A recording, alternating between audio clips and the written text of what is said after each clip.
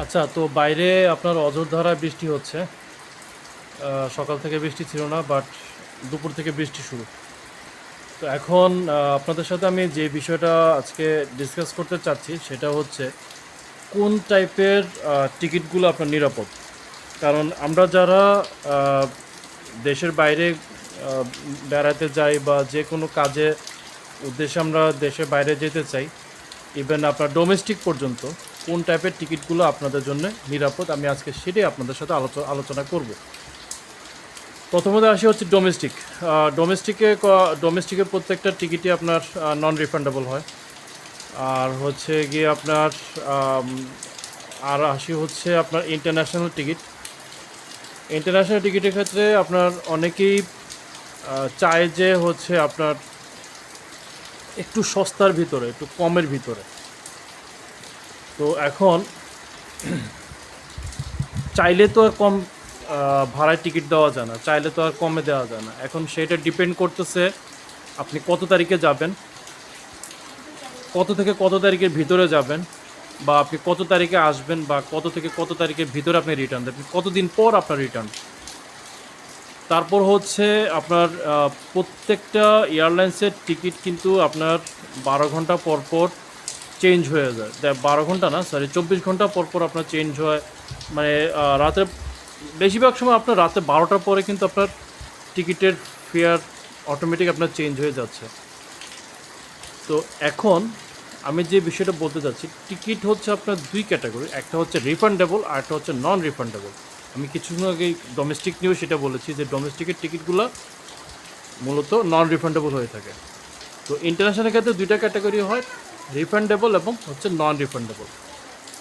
আমরা মূলত যেটাকে এনডিসি ফেয়ার বলি, এনডিসি ফেয়ারে আপনার হচ্ছে ফেয়ারগুলো কম থাকে, ভাড়াগুলো কম থাকে, কিন্তু সেগুলো কোনোভাবেই ফেরতযোগ্য নয়। দ্যাট মিনস হচ্ছে এগুলো কোনোভাবেই রিফান্ডেবল নয়, নন রিফান্ডেবল।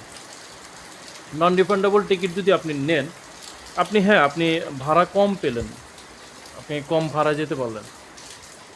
বাই চান্স কোনো কারণে যদি আপনাকে আপনার টিকিটটা চেঞ্জ করতে হয়, তখন আপনি কি করবেন? তখন সাপোজ ধরুন যে আপনার ভাড়া, আমি ইন্ডিয়ার বা ইন্ডিগোর ভাড়া দিয়ে বললাম, ধরেন যে আপনার 15,000, 16,000। তারপরে আপনার ইন্টারন্যাশনাল যে ফেয়ারগুলো, ওগুলা কিন্তু এখন বর্তমানে বাংলাদেশের যে অবস্থা, ভ্যাট এবং ট্যাক্স ইনক্লুড করলে আপনার অনেক টাকা ভাড়া চলে আসে, ভ্যাট ট্যাক্স ইনক্লুড করলে। তো এখন কথা যেটা, সেটা হচ্ছে যদি আপনার ভাড়া যদি হয় 55,000 টাকা বা 60,000 টাকা বা 70,000 টাকা, এখন যদি সেটা হয় নন রিফান্ডেবল, তখন কিন্তু ওই টাকাটা আর ফেরত পাবেন না। কোনো কারণে যদি আপনার ফ্লাইট মিস হয় বা কোনো কারণে যদি আপনি যেতে না পারলেন, আপনার কোনো একটা কাজের কারণে আপনি আটকে গেলেন, তখন কিন্তু ওই টাকাটা ফেরতযোগ্য নয়। সবচেয়ে ভালো হচ্ছে রিফান্ডেবল টিকিটগুলো নেওয়া। এখন রিফান্ডেবলের মধ্যেও কিন্তু আপনার কয়েকটা ক্যাটাগরি হয়, বিভিন্ন এয়ারলাইন্সের বিভিন্ন পলিসি। কোনো এয়ারলাইন্সে শুধু ট্যাক্স দিয়ে থাকে, কোনো এয়ারলাইন্সে দেখা গেছে আপনার সব কিছু ডিডাক্ট করে না, আপনার আপনার মানে ফেয়ারের আপনার 50% আপনাকে দিয়ে দেয়। আবার কোনো কোনো এয়ারলাইন্স আছে ফুল পেমেন্ট করে দেয়। সেটা ডিপেন্ড করতেছে আপনি কোন এয়ারলাইন্সে যাচ্ছেন। ওদের এক একটা এয়ারলাইন্সের পলিসি এক এক রকম। ক্যান্সেলেশন ফিও আপনার এক এক সময় এক এক রকম, কখনো আপনার $110, কখনো $120, কখনো $130, সেটা ডিপেন্ড করে। তো এত কথা বলার পিছনে আমার মানে উদ্দেশ্য যেটা, সেটা হচ্ছে আপনি যখনই বিদেশ ভ্রমণ করবেন, যে দেশে যান না কেন, চেষ্টা করবেন যে রিফান্ডেবল টিকিটটা নেওয়ার জন্য। একটু ভাড়া বেশি দিয়ে হলেও এজেন্সি চাইলে আপনার কিছু টাকা রিডিউস করতে পারে, তবে যদি সম্পূর্ণ টাকা রিডিউস করে দেয়, তাহলে তো আপনার যে এজেন্সি আপনাকে আপনাকে টিকিট ইস্যু করে দিল, সে তার কমিশনটা রাখতে পারবে না। কারণ প্রত্যেকটা এয়ারলাইন্স আপনার প্রত্যেকটা এজেন্সিকে আপনার 7% কমিশন দিয়ে থাকে, ওর মধ্যে থেকে 5% কিন্তু আপনারা যারা প্যাসেঞ্জার আছেন আপনারা পেয়ে যান। 2% হাতে থাকে, ওই 2%-এর মধ্যে থেকে চাইলে এজেন্সি আপনাকে কমিয়ে দিতে পারে। এটা হয়তো অনেকেই জানে, তারপরও আমি আমার থেকে নতুন করে বললাম বিষয়টা যারা জানেন না তাদের ক্ষেত্রে। তো এখন যারাই বিদেশ যাবেন, যারাই বিদেশ যাওয়ার জন্য প্রস্তুতি নিচ্ছেন, সবাই চেষ্টা করবেন যে টিকিটটা আপনার আপনার যাত্রার ডেটের উপর ভিত্তি করে নেওয়া এবং রিফান্ডেবল টিকিটটা নেওয়ার চেষ্টা করবেন। বাই চান্স কোনো কারণে সমস্যা হয়ে গেলে আপনি সেটা আবার রিফান্ড পাচ্ছেন টাকাটা। আর হচ্ছে